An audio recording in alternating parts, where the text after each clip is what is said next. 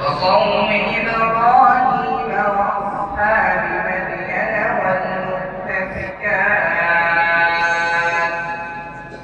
أتتهم رسلهم بالبينات فما كان الله ليظلمهم ولكن كانوا أنفسهم يظلمون والمؤمنون والمؤمنات بعضهم أولياء بعض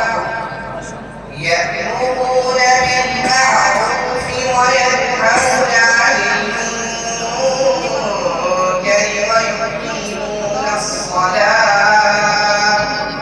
ويقيمون الصلاة ويؤتون الزكاة ويطيعون الله ورسوله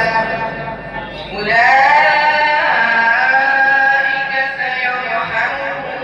الله إن الله عزيز حكيم وعد الله المؤمنين والمؤمنات جنات تجري من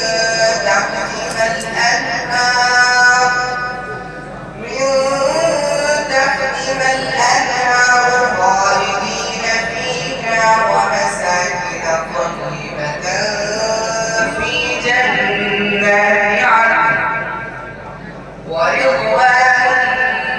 من الله أكبر